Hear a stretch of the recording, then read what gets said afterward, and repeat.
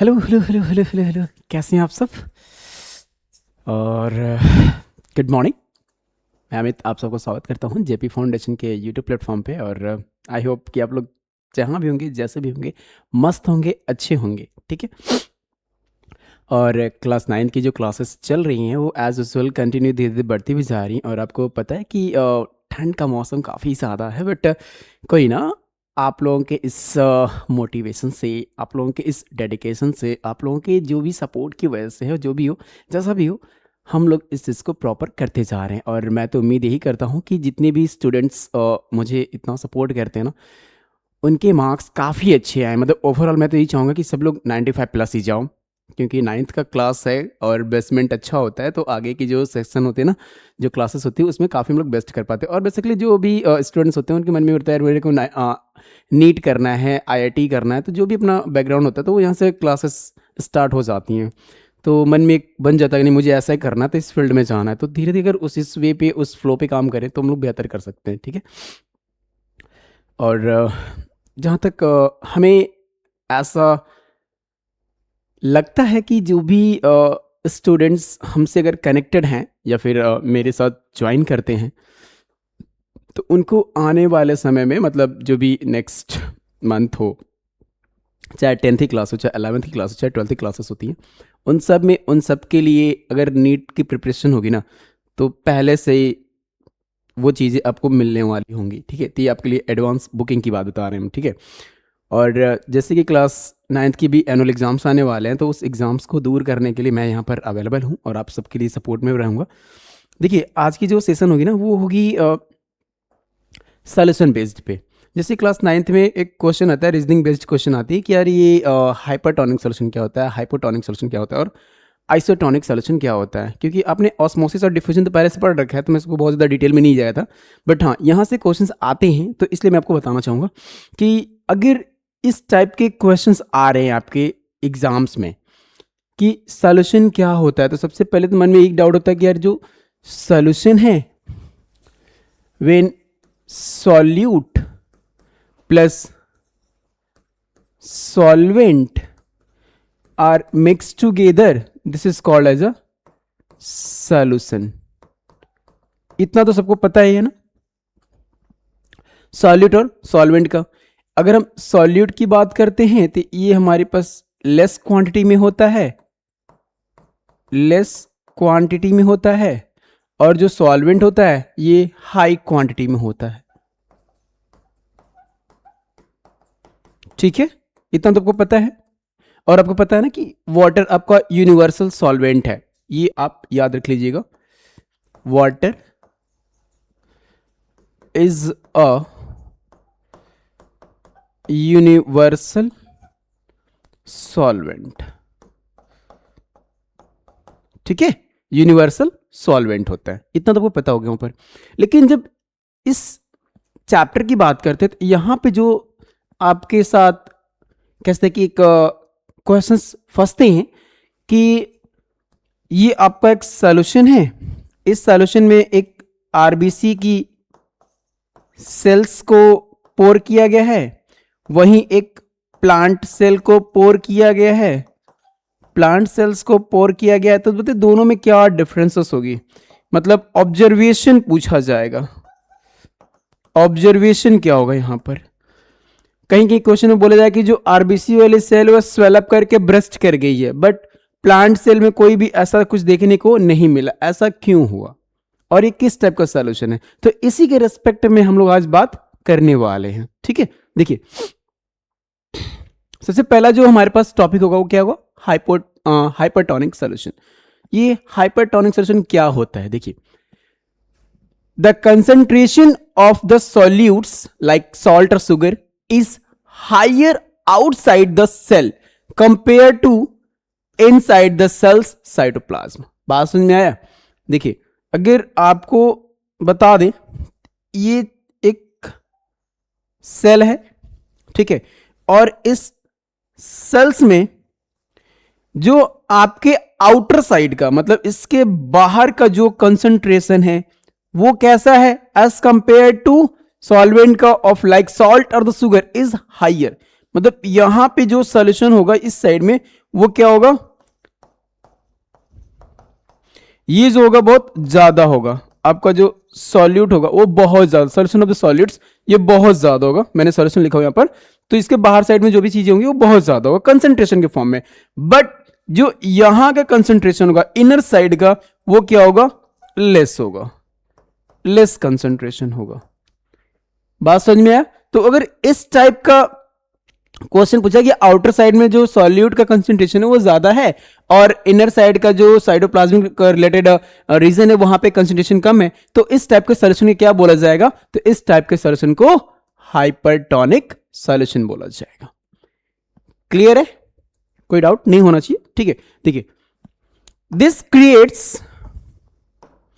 This creates a concentration gradient that leads to the movement of water out of the cell through the osmosis। इसमें क्या होगा, जो water का movement होगा वो आउट ऑफ द सेल होगा। आपको पता है कि यार जब ये चीजें अंदर कम है, ये बाहर ज्यादा है, तो क्या करेगा, मूव करेगा ना। यहां पर सोचेगा मैं भी बराबर हो जाऊं इसके, तो मूव कर रहा है। और this type of transport across the semi permeable membrane through the plasma membrane.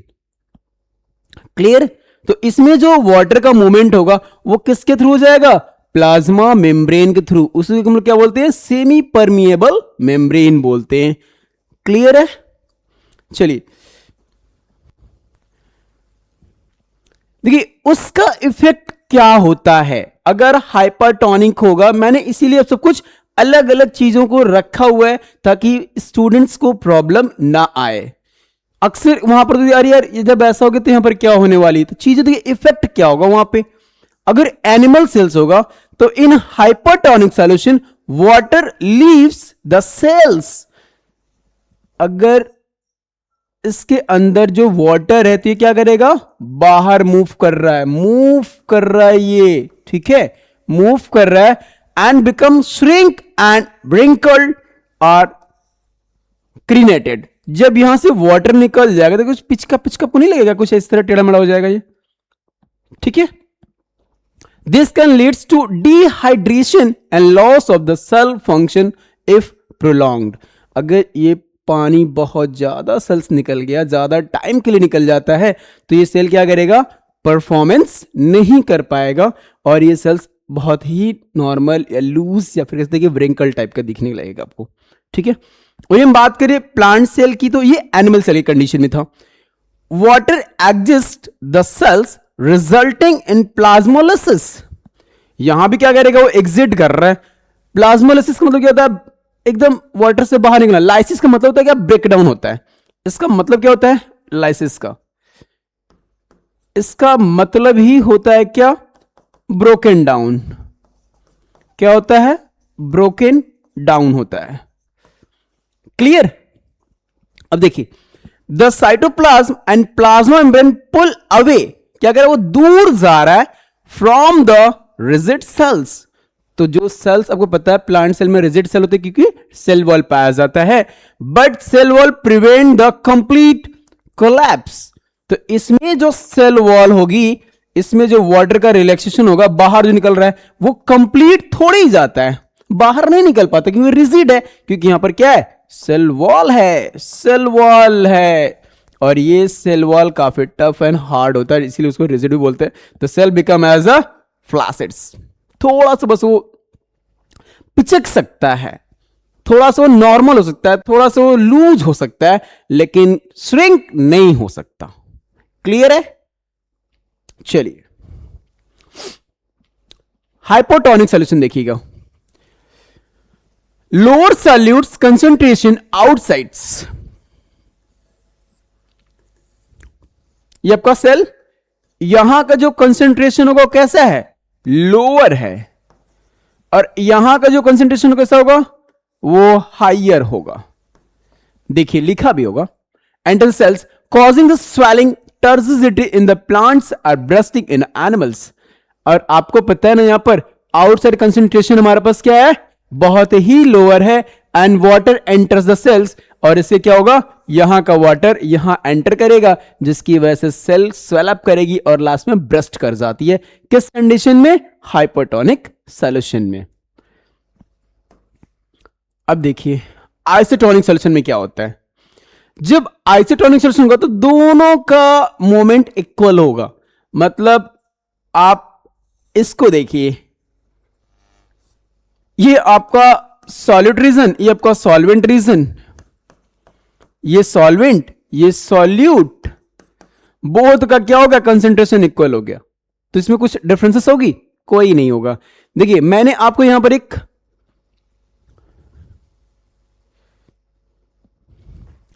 ये चार्ट रखा हुआ है, टाइप्स ऑफ सॉल्यूशन लिखा हुआ है, ये आपके ग्रेडियंट कंसेंट्रेशन का है, ये वाटर का मूवमेंट है, ये सेल्स है, ये प्लांट सेल है, मतलब एक एनिमल सेल और एक प्लांट सेल है। देखिए इसमें क्या डिफरेंसेस देखने को मिलते हैं।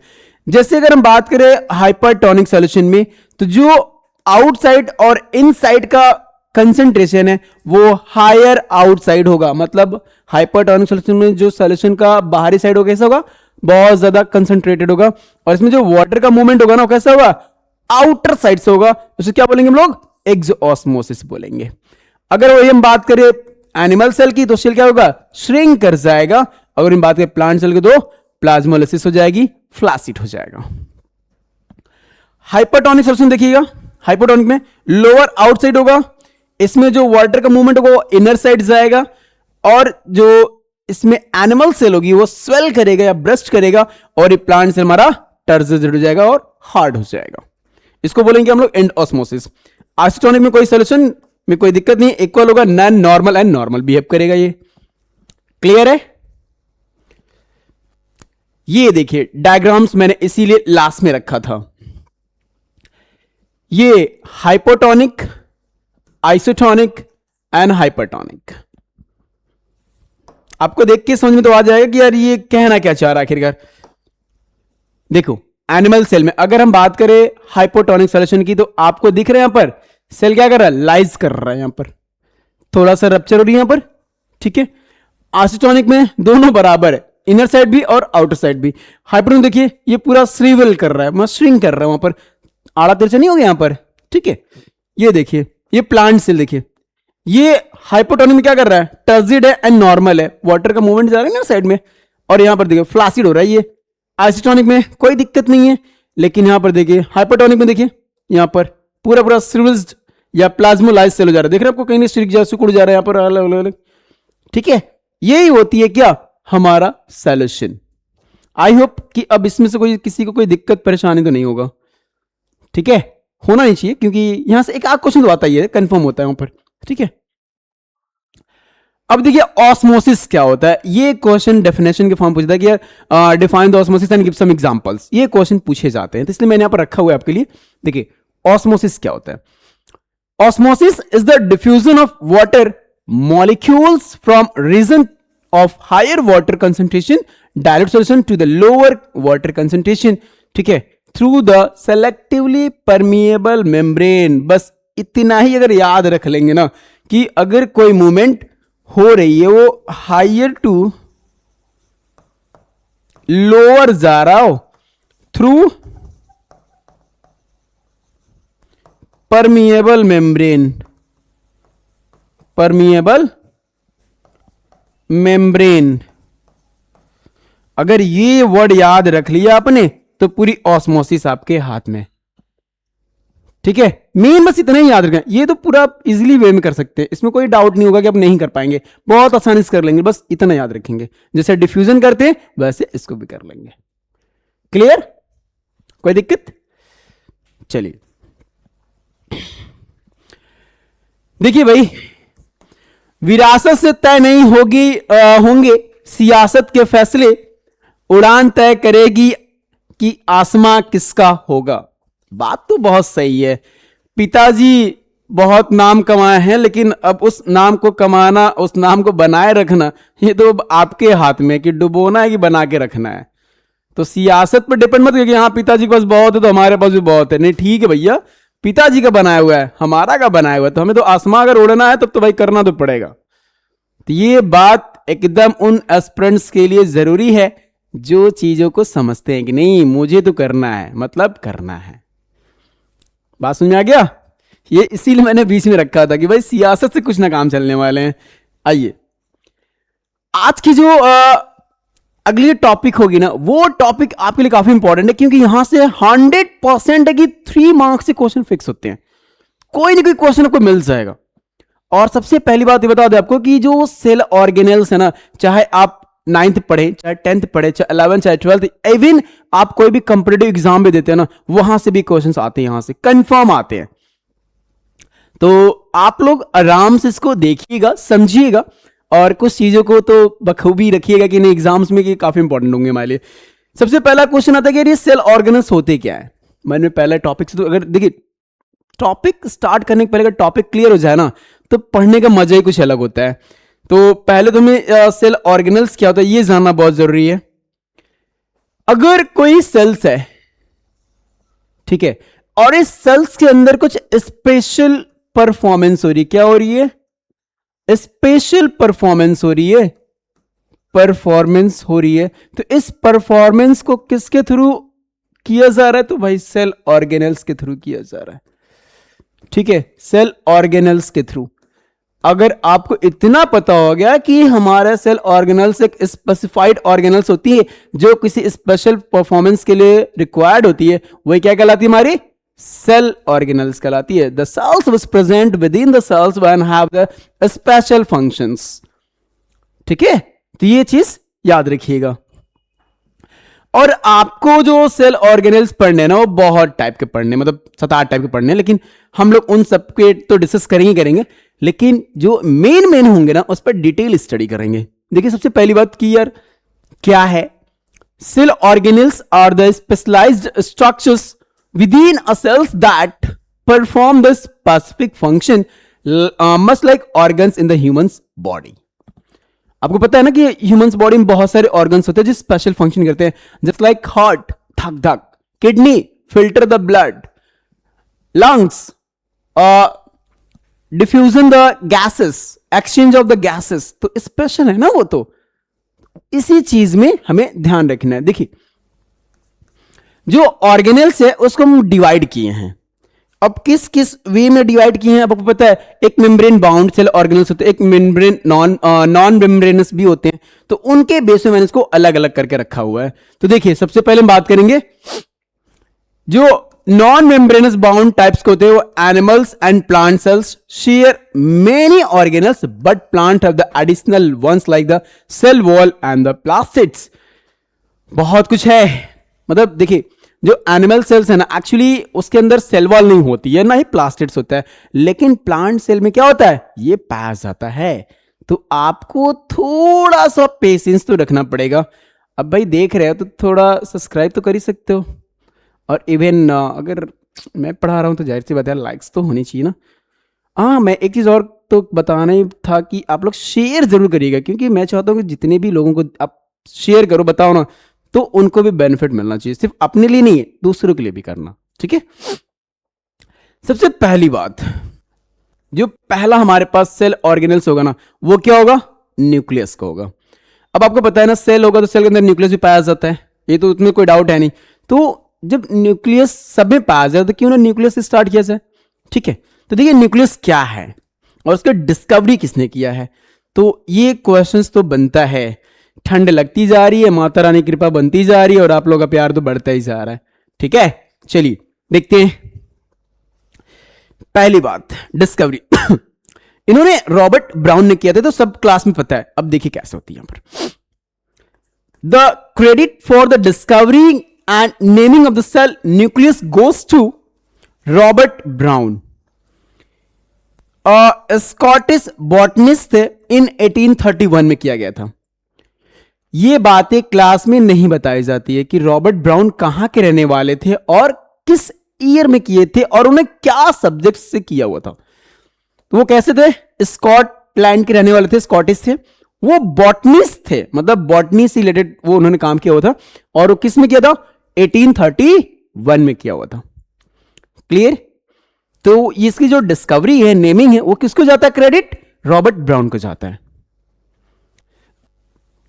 ये देखिए भाई, स्ट्रक्चर ये आपको अच्छे से पता होना चाहिए। क्यों होना चाहिए भाई? क्योंकि जो आपका न्यूक्लियस दिख रहा है ना, ये जो आपको न्यूक्लियस दिख रहा है, इस न्यूक्लियस का काम ही यही होता है क्या कि आपको बेसिकली अच्छे से परफॉर्मेंस होना चाहिए। जैसे यहां आपको न्यूक्लियोप्लाज्म दिख रहा है, तो न्यूक्लियोप्लाज्म क्या होता है, एक लिक्विड होता है जो न्यूक्लियस के अंदर पाया जाता है, उसको न्यूक्लियोप्लाज्म बोलते हैं। ये जो आपको मेम्ब्रेन दिख रही हो, क्या है, न्यूक्लियर मेम्ब्रेन है। नाम से ही पकड़ सकते हैं कि यार मेम्ब्रेन कह रहा है, न्यूक्लियर मेम्ब्रेन का, तो न्यूक्लियर के ऊपर, न्यूक्लियस के ऊपर ही तो पाया जाता होगा, तो उसको न्यूक्लियर मेम्ब्रेन बोलते हैं। अब देखिए, इस न्यूक्लियस के अंदर एक छोटा सा है लेकिन काफी इंपॉर्टेंट है, न्यूक्लियोलस बोलते हैं इसको। इसका भी इंपॉर्टेंट रोल होता है, सबका अलग अलग फंक्शन होता है। अब आपको ये जो थ्रेड लाइक स्ट्रक्चर दिख रहा है ना, यहां पर उलझे उलझे बालों की तरह, उसको क्या बोलते हैं, क्रोमैटिन नेटवर्क बोलते हैं, क्रोमैटिन थ्रेड भी बोलते हैं। अब देखिए, बीच बीच में आपको कुछ गैपिंग दिख रही होगी, ये वाला, ये वाला, इसको क्या बोलते हैं, न्यूक्लियर पोर बोलते हैं। इतना नाम आपको अच्छे से आना चाहिए, आता रहेगा तो आपका दिमाग में बातें बैठती जाएंगी। नाम बहुत सटीक है, बहुत ज्यादा आपको हौच पौच नहीं करना है, सिंपल है और इजीली पढ़ भी सकते हैं आप। देखिए, a large spherical organelles with a double layered nuclear membrane, ये बच्चे जरूर याद रखिएगा, double layered membrane bound cell organelles. Name any two cell organelles that have the double membrane cell bound organelles, तो आप याद रखेंगे, तो ठीक है, ये याद रखेंगे आप। With pores of for the material exchange, आपको जो ये पोर्स दिख रहे हैं ना, ये पोर्स क्या है, जेनेटिक मटेरियल को एक्सचेंज करने में हेल्प करते हैं, मतलब अंदर से बाहर, बाहर से अंदर करने के लिए। बात समझ में आ गया? चलिए अगला देखिए, insides. Inside it has the chromatin. Chromatin का मतलब क्या है, वहां पर जो जेनेटिक मटेरियल है वो क्या है, DNA plus protein, nucleolus for the ribosomes synthesis and nucleoplasm for the fluids. मैंने आपको बोला था ना, जो न्यूक्लियोलस है उसका भी एक स्पेशल फंक्शन होता है, वो क्या करता है, राइबोसोम्स को सिंथेसिस करने में हेल्प करता है, इसलिए उसको बोलते हैं क्या, फैक्ट्री ऑफ राइबोसोम्स भी बोलते हैं, कौन, न्यूक्लियोलस को बोलते हैं हम लोग। अब देखिए इसका फंक्शन क्या होता है, control all the cells activities as control centre. तो पूरे बॉडी का, पूरे सेल्स का जो कंट्रोल सेंटर होता है ना, वो न्यूक्लियस ही होता है। और the brain of the cells stores genetic information in DNA which is passed during cell divisions. तो सेल डिवीजन के टाइम पे क्या करेगा, वो जेनेटिक मटेरियल को पास ऑन करता है फ्रॉम पेरेंट्स टू ऑफस्प्रिंग में, ठीक है। Direct protein synthesis by sending mRNA to ribosomes, ये काफी इंपॉर्टेंट लाइन है और आपको पता भी होना चाहिए कि जो एमआरएनए होता है ना, उसी से हमारे क्या बनता है, राइबोसोम से ही बनते होंगे, ठीक है। इंपॉर्टेंस देख लीजिए, essential for growth, reproduction and heredity. इसका काफी इंपॉर्टेंट यही पर होता है कि ग्रोथ के लिए इंपॉर्टेंट होती है, रिप्रोडक्शन के लिए होता है और हेरिडिटी के लिए होता है। Cells without a nucleus like mature RBC have a short lifespan।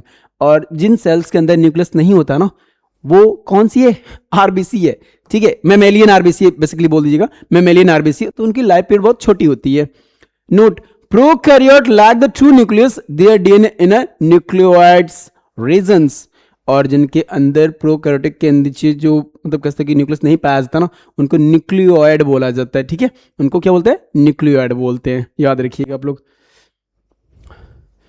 Second, cell organelles, endoplasmic reticulum, ठीक है। देखिए द फॉर्मल डिस्कवरी, इनकी भी डिस्कवरी के बारे में देखते हैं। The endoplasmic reticulum was formally discovered and visualized in 1945। कब किया गया था, 1945 में किया गया था। एक अमेरिकन सेल बायोलॉजिस्ट थे, Keith R Porter, Albert Claude and Ernest F Fullam. इतने सारे साइंटिस्ट का नाम तो याद करना पॉसिबिलिटी नहीं, बट फिर भी याद रखिएगा क्योंकि कभी कभी नीट के एग्जाम में बहुत काम देती है सब चीजें। Structure, a network of the tubules and the sacs connected to the nuclear membrane divided into, आगे बढ़िए फटाक से, ये देखिए भैया आपका क्या है, ये एंडोप्लाज्मिक रेटिकुलम। ये आपको दिख रहा है पूरा enclosing of the nuclear membrane nucleus का, और इसी से अटैच हमारे पास स्मूथ एंडोप्लाज्मिक रेटिकुलम और रफ एंडोप्लाज्मिक रेटिकुलम। देखिए रफ एंडोप्लाज्मिक रेटिकुलम उसको बोलते हैं जहां पर राइबोसोम्स पाए जाते हैं, स्मूथ एंडोप्लाज्मिक रेटिकुलम उसको बोलते हैं जहां पर हमारे राइबोसोम्स नहीं पाए जाते हैं। ये देखिए ये सिस्टर्नल, ये जो रीजन आपको दिख रहा है ना यहाँ पर थोड़ा सा ब्राउन कलर वाला, इसको सिस्टर्नल स्पेस बोलते हैं। और ये जो आपको नीचे क्रिस्टी जैसे स्ट्रक्चर दिख रहा है इसको सिस्टर्नी बोलते हैं। ये आपका राइबोसोम्स आपको दिख रहा है यहाँ पर, ये जो दाने दाने लगे स्ट्रक्चर दिख रहे हैं आपको राइबोसोम्स बोलते हैं। तो जहां पर राइबोसोम्स होगा उसको रफ बोलिएगा, जहां पर नहीं पाए जाएंगे उसको स्मूथ बोलिएगा। देखो दिख रहा है आपको ये नहीं दिख रहा है यहाँ पर, बट यहाँ पर दिख रहा है। क्लियर? इसको बोलते हैं क्या? Endoplasmic reticulum. देखिए rough endoplasmic reticulum RER short में बोलते हैं, stored with ribosomes appears rough, smooth endoplasmic no ribosomes are appear. Main function देख लीजिएगा इसका, सिंथेसाइजेस एंड ट्रांसपोर्ट प्रोटीन्स। वो क्या करता है? प्रोटीन को ट्रांसपोर्ट में हेल्प करता है। स्मूथ को देखिए ये synthesize lipids, fat, steroids, detoxifies drugs and poisonous in livers. ठीक है। सेल्स देखिएगा, both help in the intracellular transport, ये ट्रांसपोर्ट के लिए हेल्प करते हैं। इसका इंपॉर्टेंस है, act as the cells transport system, ये ट्रांसपोर्ट मेन चैनल के पास करने काम करता है ये। और malfunction can disturb protein and lipids production affecting the cell health. तो ये हमारे सेल्स की जो हेल्थ होती है ना उस पर भी डिपेंड करता है कि एंडोप्लाज्मिक रेटिकुलम की बॉडी बिल्डिंग कैसी हो रही है, क्योंकि वहां पर मेन लिपिड्स वगैरह का जो फॉर्मेशन करता है ये एंडोप्लाज्मिक रेटिकुलम से ही होती है। गोल्गी अपरेटस देख लीजिएगा, गोल्गी बॉडी बोलते हैं इसको। इनकी जो मेन डिस्कवरी है Golgi apparatus discovered by the 1898 by the Camillo Golgi and the Italian biologist, pathologist and physician, doctor भी था बंदा ये। अब देखिए structure, stacks the flattened membrane bound the sac cells cisternae often near to the nucleus, ये nucleus के पास ही पाया जाता है काफी।